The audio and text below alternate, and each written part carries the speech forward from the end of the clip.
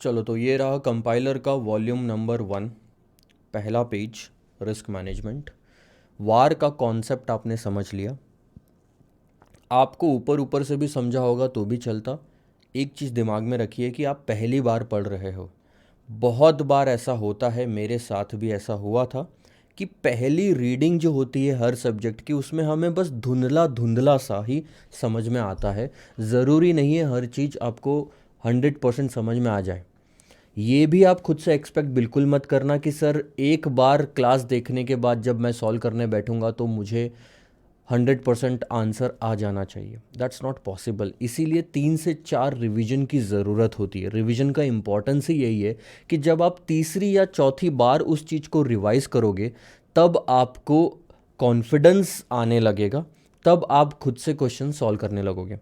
तब तक आप अटकोगे ही अटकोगे। तो मैं आपको ये चीज़ इसलिए बता रहा हूँ क्योंकि बहुत सारे बच्चों की एक क्वेरी आती है कि सर मैंने क्लास देख लिया, अब मैं क्वेश्चन सॉल्व करने बैठा तो कभी कभी मेरे क्वेश्चन सॉल्व नहीं होते, या कोई कोई कॉन्सेप्ट में वापस भूल जाता हूँ 2 महीने बाद में। तो that is natural, except this thing. सबके साथ यही होने वाला है। तो आपने एग्ज़ाम में अगर अच्छे मार्क्स लाने हैं तो उसके लिए करने की क्या ज़रूरत है सर? 4 बार रिवीजन होनी चाहिए।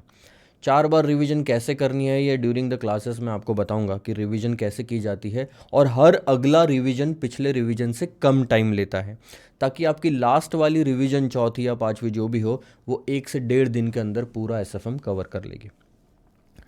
तो अब टेक्निक बताता हूँ। हमने प्रैक्टिकल क्वेश्चंस पहले देखने हैं सारे, उसके बाद हम थ्योरी पे फोकस करेंगे।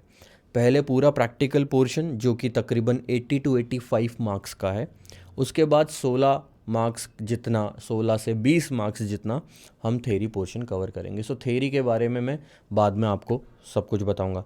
तो फिलहाल आप यही मान के चलिएगा कि हम थ्योरी को पोस्टपोन करते जा रहे हैं, ये सब आखिरी में कवर करेंगे। हाँ, उतनी थ्योरी जो प्रैक्टिकल क्वेश्चन सॉल्व करने के लिए ज़रूरी है, वो कॉन्सेप्ट्स जिसको हम बोलते हैं, वो मैं आपको बताते जाऊंगा। जैसे अभी मैंने वार समझाया, तो वार का पूरा कॉन्सेप्ट आपको समझा दिया। अब हम आप उस पर क्वेश्चन सॉल्व करने वाले हैं। आप एक अप्रोच फॉलो करोगे तो आपको ये जो आप टाइम इन्वेस्ट कर रहे हो, जो आपने पैसा मुझे दिया है, जो आपका गोल है एग्ज़ाम में, वो सब अचीव हो पाएगा। वो प्रैक्टिस ये है सर कि अब जब मैं ये क्वेश्चन सॉल्व करने वाला हूँ, कॉन्सेप्ट समझाने के बाद और मेरे क्वेश्चंस को डिस्कस करने के पहले आपने एक रफ कॉपी में, रफ लो फेयर लो, खुद ये क्वेश्चंस को पढ़ना है और सॉल्व करके देखना है बिना ये आंसर देखे। सिर्फ आपने इतना क्वेश्चन देखना है सर। ये क्वेश्चन देखो, पढ़ो और हर एक चीज़ को समझने की कोशिश करो और सॉल्व करने की कोशिश करो जो फॉर्मूला मैंने कॉन्सेप्ट में समझाया उससे। आंसर गलत आएगा चलता। कितने क्वेश्चन है सर? तकरीबन हम 588 या 570 अराउंड क्वेश्चन सॉल्व करने वाले हैं पूरे एसएफएम में। 570 में से 570 बार भी आप गलत अगर हो गए तो भी चलता। ज़रूरी नहीं है कोई भी क्वेश्चन आपने बिना मेरे समझाए या पूरा बिना देखे आपने यहाँ पे सॉल्व करना कम 100% सही से। ज़रूरी बिल्कुल नहीं है, गलतियाँ होनी चाहिए, यही तो मैं आपसे चाहता हूँ। जितनी गलतियाँ आप यहाँ पे कर लोगे अपने घर पे, उतना ही स्ट्रांग आप बनते जाओगे और हर अगला स्टेप आपका अच्छा होते जाएगा। और जब आपका पूरा कोर्स कंप्लीट होगा तब आपको कॉन्फिडेंस आएगा इस सब्जेक्ट पे। आप चाहते हो कॉन्फिडेंस गेन करना, आप चाहते हो मार्क्स अच्छे लाना, तो ये अप्रोच ज़रूरी है। मैं इसी पॉइंट पे बता के चल रहा हूँ, आगे शायद बताऊँ या ना बताऊँ, लेकिन अगर आपने ये अप्रोच फॉलो नहीं किया तो पैसा वेस्ट, टाइम वेस्ट, हो सकता है अटेम्प्ट भी लगे। बहुत सारी क्लासेस में यही होता है सर कि टीचर समझा देता है और उसके बाद में स्टूडेंट भी इस टीचर पे इतना डिपेंडेंट होता है कि हाँ टीचर ने समझा दिया है तो अब मैं आराम से आसानी से क्वेश्चन को सॉल्व कर पाऊँगा। जबकि थोड़ा सा आप अगर मतलब सब सारे स्टूडेंट से थोड़ा अगर अलग राह पे चलने की कोशिश करो या अलग तरीका अपनाने की कोशिश करो, पहले आपने क्वेश्चन को पढ़ा, समझने की कोशिश की, इंग्लिश तो आपको आती है, अज्यूमिंग का मतलब तो समझ ही सकते हो, 252 का मतलब समझ सकते हो, ट्रेडिंग डेज का मतलब समझ सकते हो, तो क्वेश्चन समझने में इतनी दिक्कत नहीं जाएगी। कुछ कुछ जगह पे शायद आपको कन्फ्यूजन होगा, छोड़ देना, उतना पार्ट मैं समझाऊंगा ना। क्वेश्चन समझ लिया, उसके बाद खुद सॉल्व करने की कोशिश की, गलती करने के बाद आप आंसर देखो, और आंसर देखने के बाद भी अगर आपको नहीं समझ में आए तो आप ये वीडियो देखो।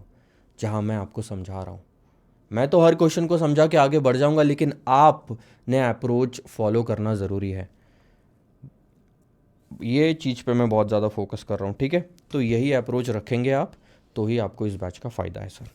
आइए सर, क्वेश्चन नंबर 1 देखते हैं क्या लिखा है। अच्छा, अब दो चीज़ें हैं यहाँ पे जो आपको हाथ में पास में रखनी है अपने। एक तो कंपाइलर वॉल्यूम 1, उसके बाद में सेकंड एक आपकी कॉपी जिसके अंदर में आप लिखोगे, और तीसरी या चौथी, तीसरा एक पेन होना चाहिए, ब्लू या ब्लैक पेन। ब्लैक पेन रख लो मेरे हिसाब से, ठीक रहेगा। और एक हाइलाइटर टाइप या फिर रेड पेन टाइप में कुछ इसके अंदर मार्क करने के लिए, या पेंसिल भी रख लोगे तो भी चलेगा। तो मोस्टली चीज़ें मैं आपको यहाँ पे बताते जाऊँगा जो जो आपको इसमें मार्किंग करनी पड़ेगी, ठीक है, इंपॉर्टेंट चीज़ें, ताकि आप जब रिवीजन करो कंपाइलर से तब आपको समझ में आए कि ये सर ने मार्क करवाया था, ये सर ने यहाँ लिखवाया था। जितनी भी चीज़ें मैं क्वेश्चन से रिलेटेड लिखने को बोलूँगा कंपाइलर में ही लिखनी है, कोई कॉपी में नहीं लिखना अलग से। कॉपी में अलग से नहीं लिखना सर। क्वेश्चन सॉल्व करना है कॉपी में, कॉन्सेप्ट जो मैं समझाता हूँ वो लिखना है कॉपी में, अगर मैंने कोई ऑल्टरनेटिव आंसर दिया तो वो लिखना है कॉपी में। जो मैं छोटे छोटे इंपॉर्टेंट पॉइंट्स बताता हूँ, हो सकता है तो आप कंपाइलर में ही लिखिए सर उसको, ठीक है। क्वेश्चन नंबर 1 ध्यान देंगे। Neel holds 1 crore shares of X Y limited. अब एक्स वाई लिमिटेड एक कंपनी है जिसके 1 करोड़ रुपए के शेयर्स, 1 करोड़ रुपए के शेयर्स किसने खरीद रखे हैं? नील ने। नील एक बंदे का नाम है, जिसकी market price standard deviation is 2% per day. जिसका स्टैंडर्ड डेविएशन कितना? 2% है। यानी कि अगर आज आपकी पोर्टफोलियो की वैल्यू 1 करोड़ रुपए है, ये मैं यहां पे लिख लेता हूं, मान लो ये आपके 1 करोड़ की पोर्टफोलियो की वैल्यू, तो कल जाके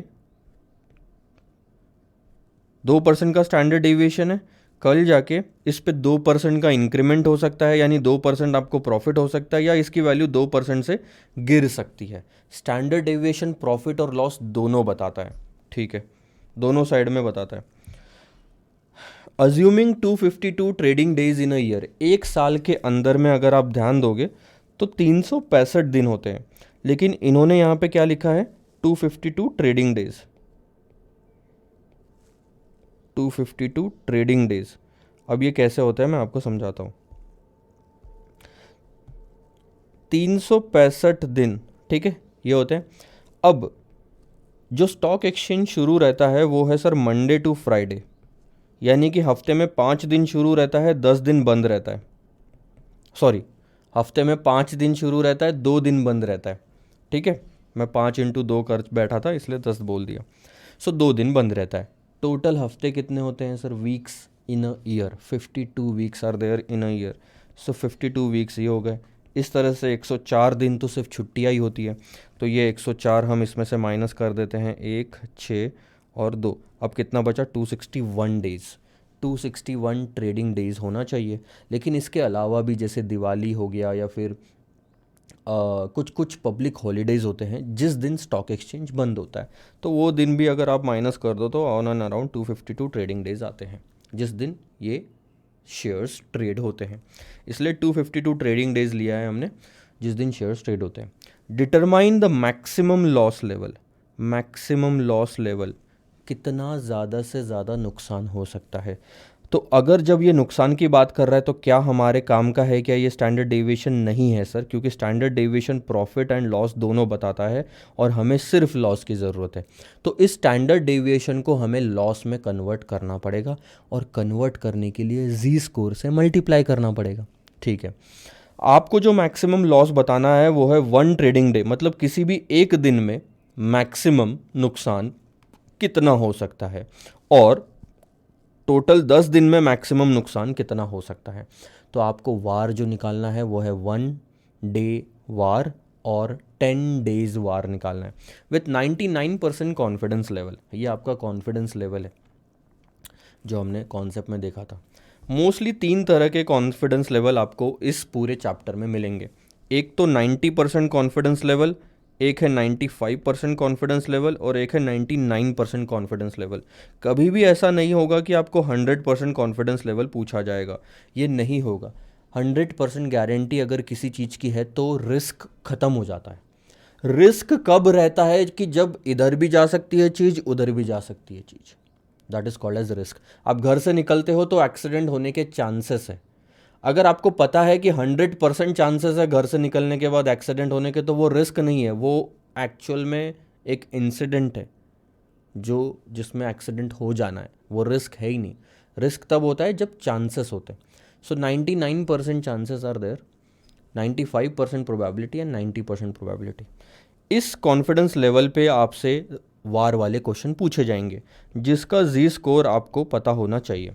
मोस्टली ऐसा ही होगा कि इंस्टीट्यूट एग्ज़ाम में इन तीनों का जी स्कोर देगा, नहीं देगा तो आपको इंटरप्रेट करते आना चाहिए।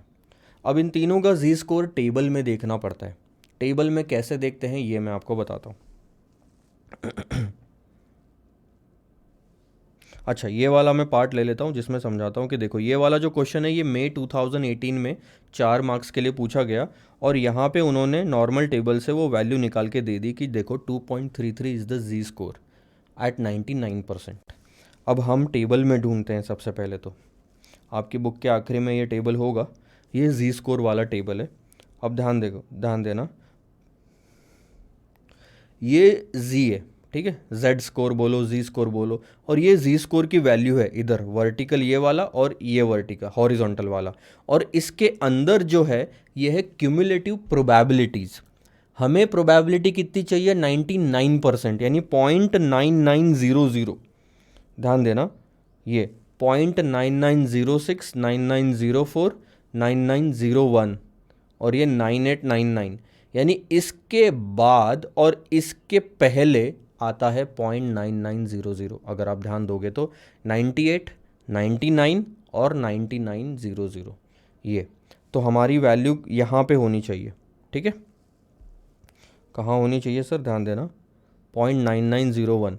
तो 0.9901 की स्ट्रेट इधर आओगे तो ये स्कोर की वैल्यू मिलेगी 2.3, और उसमें ऊपर जाओ, मैं आपको ऐसे करके दिखाता हूँ ना, ये यहाँ इसके बहुत नज़दीक है 0.9900, तो यही वैल्यू हम ले लेंगे। यहाँ से यहाँ देखोगे तो ये आ गया 2.3, और यहाँ से यहाँ देखोगे तो आ गया ये और एक 3। सो 2.3 तो पहले से था और एक ये 3 लग गया, तो कितनी वैल्यू हो गई 0.9900 की? 2.33। ऐसे ही 90% और 95% की प्रोबेबिलिटी को सर्च करो।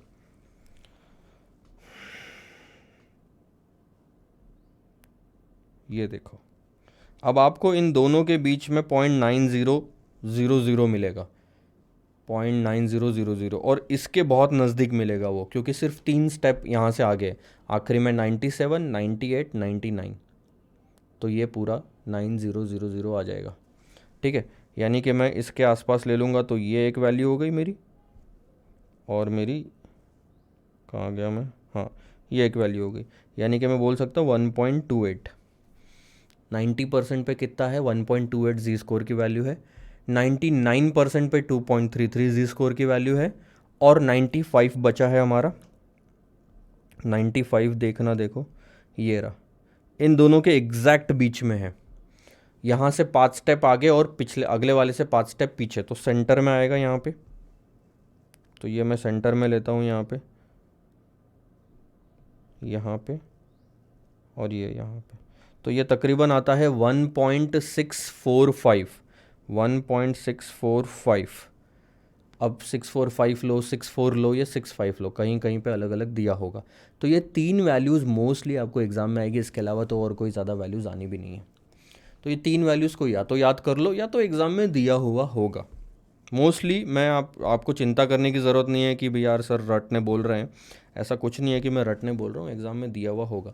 तो ये चीज़ है, 90% पे 1.28, 95 पे 1.645 बोलो या 65, और 99 पे 2.33, मोस्टली 1.65 यूज़ होगा यहाँ पे। तो ये 3 चीज़ें याद रखनी है आपको। ठीक है, इस क्वेश्चन में हमको इस लेवल पे टेस्टिंग करनी है कि we want to be sure कि 99% कॉन्फिडेंस लेवल पे कितना लॉस हो सकता है। ऑब्वियसली बात है, आपका कॉन्फिडेंस हिलता जाएगा, आपका लॉस का प्रोपोर्शन भी हिलता जाएगा। If you want to be 99% sure कि लॉस इससे ज़्यादा नहीं होगा तो 2.33 यूज़ करेंगे सर हम। ठीक है, अभी तो क्वेश्चन शुरू हुआ है। ठीक है, ध्यान देना। अज्यूमिंग, यहाँ से अगला sentence, assuming share prices are normally traded for the level of 99%, the equivalent Z score from normal table of cumulative area shall be 2.33। दे दिया क्वेश्चन में, क्या निकालने बोला है। इतना इन्वेस्टमेंट है तो आपका नुकसान कितना हो सकता है एक दिन में और 10 दिन में, एक दिन में और 10 दिन में। क्वेश्चन को सिंपल रखो। सबसे पहले मैं अपनी वर्किंग करके दिखाता हूँ, ध्यान देना, फिर हम इंस्टीट्यूट के इसमें देखेंगे। और आपका आंसर अगर आ गया तो बल्ले बल्ले। वन डे वार का फॉर्मूला क्या है sir? Standard deviation of one day. ऐसा कर सकता था अगर स्टैंडर्ड डेविएशन सिर्फ लॉस बताता तो। स्टैंडर्ड डेविएशन लॉस नहीं बताता, हमें चाहिए loss. Standard deviation profit and loss दोनों बताता है, तो प्रॉफिट हमें हटाना पड़ेगा। उसके लिए हम क्या करेंगे sir? Multiplied by Z score. So standard deviation एक दिन का लोगे तो एक दिन का वार आएगा, स्टैंडर्ड डेविएशन 10 दिन का लोगे तो 10 दिन का वार आएगा। सो standard deviation of one day in terms of rupees निकालना है हमें। आपका टोटल इन्वेस्टमेंट जो है आप देख रहे हो 1 करोड़ का है, 2% है ना, हाँ 1 करोड़ का इन्वेस्टमेंट है, 2% आपकी स्टैंडर्ड डेविएशन, तो 2 लाख रुपए आपका ऊपर नीचे हो सकता है। मल्टीप्लाइड बाय जी स्कोर कितना है? 99% पे 2.33, तो ये मैंने ले लिया 2 लाख इंटू 2.33। सो 2 लाख इंटू 2.33 अपने कैलकुलेटर पे करो। आप ऐसा कैलकुलेटर इस्तेमाल कर सकते हैं सर एग्ज़ाम में। 4,66,000, दिस इज़ वन डे वार। कोई दिक्कत वाली बात थी इसमें? नहीं थी। आगे देखो, मैं समझाऊंगा इसका मतलब क्या होता है। अगर अब हमें वार ऑफ 10 डेज़ यूज़ करना है तो आपको ये चीज़ समझनी ज़रूरी है कि हमें स्टैंडर्ड डेविएशन भी 10 दिन का लेना पड़ेगा, इनटू सेम फार्मूला जी स्कोर। कोई दिक्कत नहीं, one day war standard deviation of one day, 10 days war standard deviation of 10 day.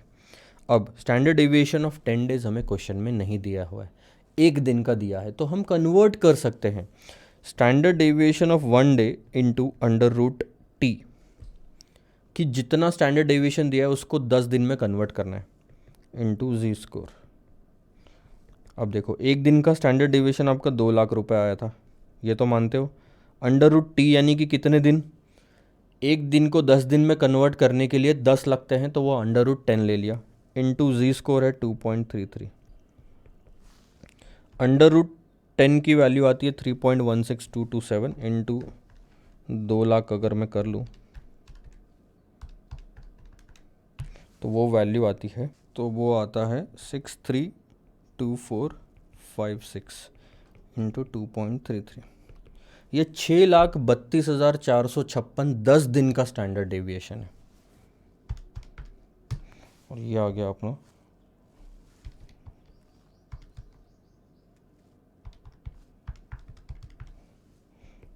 14,73,622, ये वार of 10 days.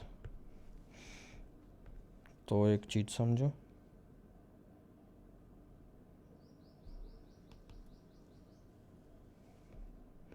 War of 10 days.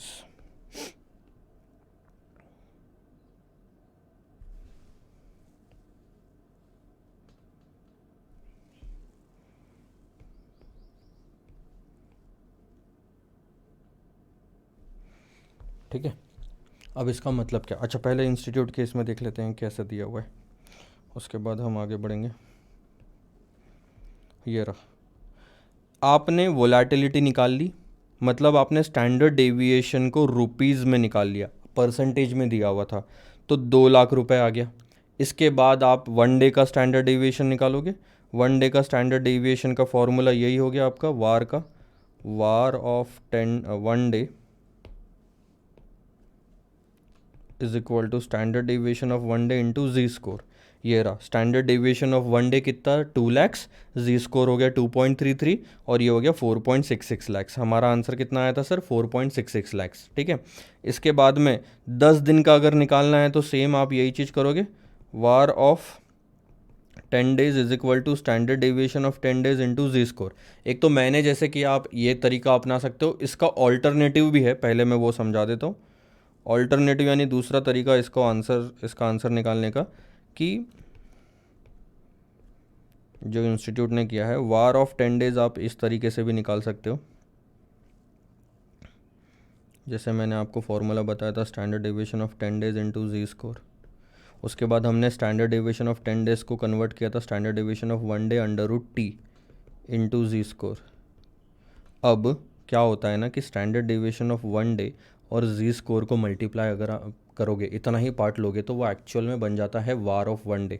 तो मैं इस फॉर्मूले को थोड़ा सा घुमा सकता हूँ और ऐसे भी लिख सकता हूँ कि VaR of 1 day into under root T, क्योंकि वार ऑफ 1 डे मैं यहाँ निकाल चुका था और डायरेक्ट अगर ये फॉर्मूला यूज़ करूँ तो जल्दी आंसर आ जाएगा।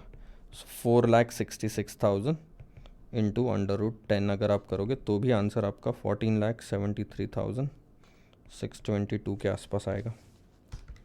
मैं एग्जैक्ट निकाल लेता हूँ, 14,73,622 ये रहा।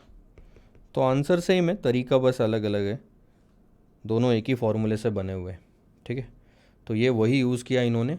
अगर आप फॉर्मूला यहाँ लिखना चाहते हो तो यहाँ लिख लो under root T into var of 1 day.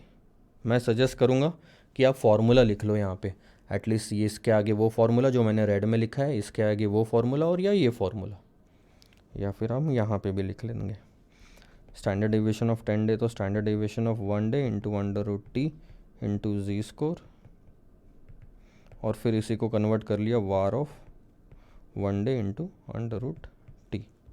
तो ये फार्मूला इस्तेमाल, अब तीनों में से आप कोई भी फार्मूला इस्तेमाल करो, आपका आंसर तो सेम ही आना है। वही यहाँ पे आंसर आया। आप बोलोगे सर यहाँ फॉर्मूलेज क्यों नहीं लिखे हुए, तो this is a compiler. Compiler यानी इंस्टीट्यूट ने जैसा आंसर दिया है वैसा आंसर मैंने आपको यहाँ पे प्रेजेंट किया, मैंने इसमें बदलाव नहीं किए। क्यों, इसका एक रीज़न भी, बहुत सारे बच्चे बोलते हैं सर आप अपने हिसाब से इसको फॉर्मेटिंग अलग अलग कर दो। नहीं, बिल्कुल नहीं, क्योंकि अभी तक पुरानी बैचेस तक मैं ये यही करता आया था कि अपने हिसाब से अपने फॉर्मेट में आंसर देता था। उसके बाद में बच्चे जब इंस्टीट्यूट का मटेरियल देखते थे तो कन्फ्यूजन बढ़ जाता था। बच्चे बोलते हैं सर आपने ऐसा कराया, इंस्टीट्यूट ने ऐसा कराया, तो उस हर चीज़ पे मेरे को एक्सप्लेन करना पड़ता था कि देखो दोनों से आंसर सेम आ रहा। बच्चों का फिर डाउट आता था कि सर आपका मेथड फॉलो किया तो कहीं इंस्टीट्यूट गलत तो नंबर नहीं दे देगी, मार्क्स काट तो नहीं देगी। तो मैंने बोला नहीं, काटेगी नहीं। ये सारी कन्फ्यूजन दूर करने के लिए सबसे बढ़िया है कि आप इंस्टीट्यूट का आंसर ले लो और वही उसी पॉइंट पे मैं समझा दूँ। तो यहीं पे क्या होगा, आपको पूरी क्लैरिटी आ जाएगी कि चलो इंस्टीट्यूट का आंसर भी देख लिया, मयंक सर का आंसर भी देख लिया, अब दोनों से हम सेटिस्फाइड है, क्वेरीज कम हो गई। तो आपका भी टाइम बचा, मेरा भी टाइम बचा, कन्फ्यूजन भी नहीं हुआ, कॉन्फिडेंस बढ़ गया। तो ये है सर, साथ साथ में इसी रेगुलर बैच के साथ साथ में, मतलब इसी बैच के साथ साथ में मैं आपको इंस्टीट्यूट का मटेरियल भी पूरा कवर करवा दे रहा हूँ, अपने तरीके भी पूरा कवर करवा दे रहा हूँ। अब जैसे कि ये क्वेश्चन है, इस क्वेश्चन में थोड़ी सी क्लैरिटी कम थी, तो ऑल्टरनेटिव आंसर में मैं ये आंसर इंक्लूड कर दूंगा कि देखो स्टेप बाय स्टेप कि फॉर्मूला लिखा, फिर फिगर्स रखी, फिर आंसर आया। तो ये समझने के लिए आसान है, ये भी आपको मिल जाएगा। तो सब कुछ मिल जाएगा सर, साथ साथ में मेरे चलते जाइए। बस एक चीज़ है जो आपको नहीं करनी, वो अप्रोच को इग्नोर नहीं करना। जो अप्रोच मैंने बोला था वही फॉलो करना कि पहले क्वेश्चंस को सॉल्व करो खुद, गलतियां होने दो, और उसके बाद आंसर देखो, फिर मेरे पास आओ, यानी वीडियो देखो ये। ठीक है, पहला क्वेश्चन था सर, काफ़ी सारी चीज़ें इसमें समझानी थी तो काफ़ी टाइम ले लिया मैंने। वैसे ये 2 या 3 मिनट का क्वेश्चन है सिर्फ, जिसको हमने काफ़ी ज़्यादा टाइम ले लिया है। ठीक है, सेकंड वाले पार्ट पे आते हैं।